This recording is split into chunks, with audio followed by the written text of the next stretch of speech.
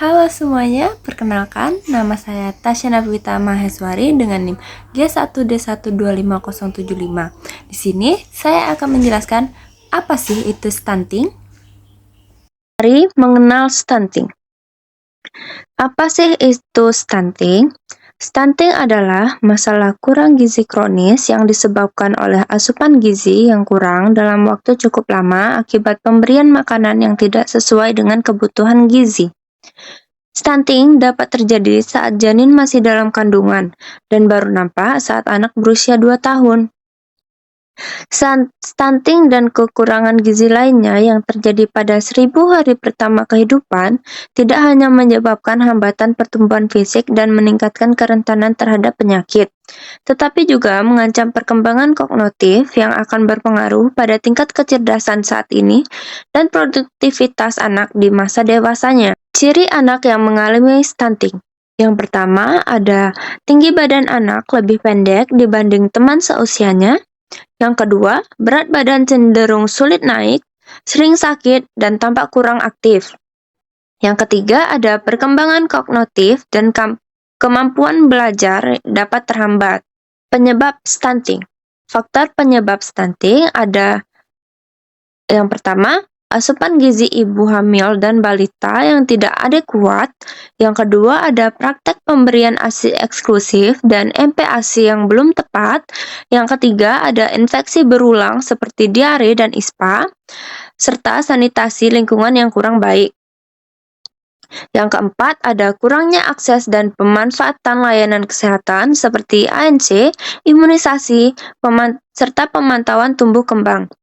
Yang kelima, ada faktor sosial ekonomi, seperti kemiskinan, pendidikan orang tua, serta pola asuh. Peran 1000 hari pertama kehidupan. Masa 1000 hari pertama kehidupan di masa kehamilan sampai anak usia 2 tahun adalah periode kritis. Gangguan gizi pada periode ini berdampak permanen terhadap tinggi badan dan perkembangan otak anak. Dampak stunting ada dua, yaitu yang pertama, dalam jangka pendek, pertumbuhan fisik terhambat dan sering sakit, perkembangan motorik dan kognitif melambat, serta anak sulit berkonsentrasi dan tertinggal dalam prestasi belajar. Selanjutnya ada dampak jangka panjang, seperti tinggi badan dewasa lebih pendek, resiko penyakit tidak menular meningkat, seperti diabetes, hipertensi, serta penyakit jantung. Selanjutnya ada produktivitas kerja rendah dan kontribusi pada kemiskinan antar generasi. Pencegahan stunting. Yang pertama, saat kehamilan. Ibu hamil harus rutin periksa kehamilan. Yang kedua, mengonsumsi makanan bergizi seimbang seperti karbohidrat, protein hewani, dan nabati, serta sayur dan buah. Mengonsumsi tablet tambah darah dan suplemen sesuai anjuran tenaga kesehatan, serta menghindari rokok, alkohol, dan zat berbahaya lainnya. Selanjutnya, setelah bayi lahir. Setelah bayi lahir, dapat dilakukan pencegahan seperti pemberian ASI eksklusif 0 hingga 6 bulan, inisiasi menyusu dini segera setelah lahir, serta imunisasi lengkap dan pemantauan tumbuh kembang rutin di posyandu atau puskesmas. Pencegahan stunting saat masa MPASI dan pola asuh. Mulai MPASI bergizi seimbang sejak usia 6 bulan dengan tekstur dan porsi sesuai umur. Sertakan sumber protein hewani seperti telur, ikan, ayam, daging secara rutin. Jaga kebersihan makanan, air, dan lingkungan untuk mencegah infeksi. Serta pola asuh responsif. Orang tua memperhatikan sinyal lapar, kenyang, dan kenyamanan anak. Peran keluarga dalam menangani stunting. Yang pertama ada ayah dan ibu bersama-sama merencanakan kehamilan yang sehat. Yang kedua, membuat anggaran rumah tangga yang memprioritaskan pangan bergizi. Yang ketiga ada aktif menimbang dan mengukur tinggi badan anak secara berkala. Selanjutnya ada peran masyarakat dan pemerintah dalam menangani stunting. Yang pertama ada Kadep Posyandu menggerakkan ibu balita datang ke posyandu tiap bulan. Yang kedua ada tokoh masyarakat, mendukung perilaku hidup bersih dan sehat atau PHBS, serta sanitasi yang baik. Yang ketiga ada pemerintah menjalankan program bantuan gizi seperti MBG, memperbaiki sanitasi, dan edukasi gizi secara berkelanjutan. Contoh kasusnya ada pada artikel berikut. Mengapa stunting masih tinggi di Papua? Mengapa stunting masih tinggi di Papua? Meskipun angka stunting nasional terus menurun, Papua masih menjadi salah satu wilayah dengan beban stunting tertinggi di Indonesia.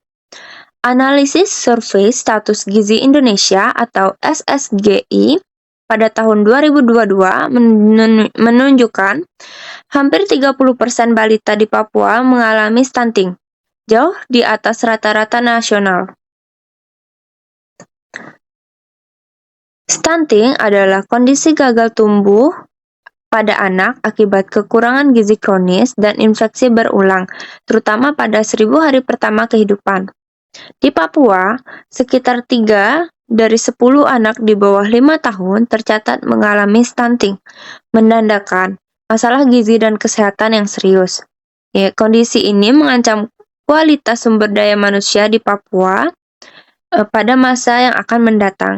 Faktor geografis dan akses layanan juga berpengaruh pada stunting yang terjadi di Papua. Topografi Papua yang didominasi pegunungan terjal membuat banyak desa terpencil sulit diakses. Akibatnya, distribusi layanan kesehatan termasuk posyandu dan puskesmas, serta distribusi pangan bergizi tidak merata. Anak-anak yang tinggal di pedesaan menjadi jauh lebih rentan stunting dibandingkan yang tinggal di kota, karena keterbatasan akses ini. Penelitian menunjukkan bahwa karakteristik sosial, ekonomi, dan demografi ibu sangat menentukan pertumbuhan anak di Papua. Anak dari ibu yang hamil di usia sangat muda lebih beresiko mengalami stunting karena ibu belum siap secara fisik dan psikologis. Ibu yang berpendidikan rendah cenderung memiliki pengetahuan terbatas tentang gizi, pola makan seimbang, dan praktik kesehatan anak. Ibu yang bercerai atau harus bekerja dengan jam panjang kerap mengalami keterbatasan waktu untuk mengawasi asupan gizi dan kesehatan secara optimal. Terus ada faktor kemiskinan dan lingkungan keluarga. Kemiskinan tetap menjadi akar penting masalah stunting di Papua. Keluarga dengan pendapatan rendah sulit menyediakan makanan bergizi dan beragam bagi anak. Serta biaya transportasi dan jarak ke fasilitas kesehatan juga menjadi hambatan hingga anak tidak mendapatkan layanan kesehatan yang rutin. Kondisi rumah dan lingkungan yang kurang sehat memperbesar resiko infeksi yang memperburuk status gizi. Pemeriksaan kehamilan atau antenatal care memungkinkan deteksi dini masalah kesehatan ibu yang dapat memengaruhi janin. Ibu yang tidak menjalani ANC memiliki peluang lebih besar melahirkan anak dengan stunting karena masalah gizi dan kesehatan yang tidak tertangani. Praktik inisiasi menyusui dini membantu meningkatkan kekebalan bayi dan mengurangi resiko malnutrisi. Studi juga menunjukkan bahwa anak laki-laki di Papua cenderung lebih rentan stunting dibandingkan anak perempuan, yang diduga terkait faktor biologis dan kebutuhan nutrisi yang berbeda. Jadi, kelompok mana sih yang harus diprioritaskan di Papua? Penelitian ini memberikan gambaran jelas mengenai kelompok yang perlu menjadi fokus utama kebijakan penurunan stunting di Papua. Fokus diarahkan pada anak di wilayah pedesaan di Papua Barat, anak dari ibu usia muda dan berpendidikan rendah, serta keluarga miskin. Selain itu, ibu yang belum mendapatkan layanan ANC dan bayi yang tidak menerima IMD juga harus menjadi prioritas, bersama dengan balita laki-laki yang memiliki kerentanan lebih tinggi. Arah kebijakan yang tepat, percepatan penurunan stunting di Papua membutuhkan intervensi yang lebih terarah dan kontekstual. Layanan kesehatan dasar perlu diperkuat dan diperluas sampai ke desa-desa yang sulit dijangkau, misalnya melalui tenaga kesehatan keliling. Edukasi gizi dan kesehatan untuk ibu muda dan calon pengantin dapat membantu pencegah stunting sejak sebelum kehamilan. Program pemberdayaan ekonomi keluarga sangat penting agar rumah tangga mampu menyediakan pangan bergizi dan akses layanan kesehatan, serta pendampingan intensif bagi ibu hamil dan menyusui, termasuk dukungan untuk ANC dan IMD, menjadi kunci keberhasilan penurunan stunting. Harapan untuk Papua. Dengan kebijakan yang tepat, stunting di Papua dapat ditekan. Generasi sehat adalah fondasi masa depan Papua dan Indonesia. Stunting di Papua bukan masalah yang tidak dapat diselesaikan. Dengan intervensi yang tepat sasaran, mudah diakses, dan berkelanjutan, angka stunting dapat diturunkan secara signifikan. Generasi Papua yang sehat akan menjadi fondasi kuat bagi masa depan daerah dan Indonesia secara keseluruhan. Jadi, stunting di Papua mencerminkan tantangan multidimensi yang mengancam fondasi pembangunan sumber daya manusia daerah.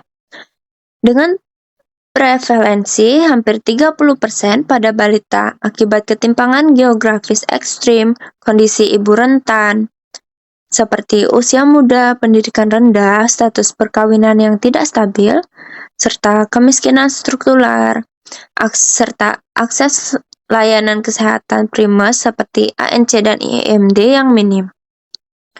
Kelompok prioritas intervensi yaitu anak pedesaan Papua Barat dari ibu muda berpendidikan rendah, keluarga miskin, dan balita laki-laki menjadi titik fokus strategis untuk memutus rantai transmisi stunting secara tepat sasaran. Kebijakan transformasional harus berbasis konteks lokal, seperti memperluas layanan kesehatan mobile hingga pelosok pegunungan, memberdayakan ekonomi rumah tangga melalui pangan bergizi terjangkau, serta edukasi berkelanjutan bagi ibu hamil dan menyusui. Guna mewujudkan generasi Papua yang tidak hanya tinggi badannya optimal, tetapi juga potensinya maksimal bagi kemajuan bangsa. Kesimpulannya adalah, stunting adalah masalah serius yang membutuhkan perhatian dan tindakan nyata dari semua pihak, mulai dari pemerintah, masyarakat, hingga keluarga. Mari kita bersama-sama memerangi stunting demi masa depan anak yang lebih sehat dan cerdas. Terima kasih.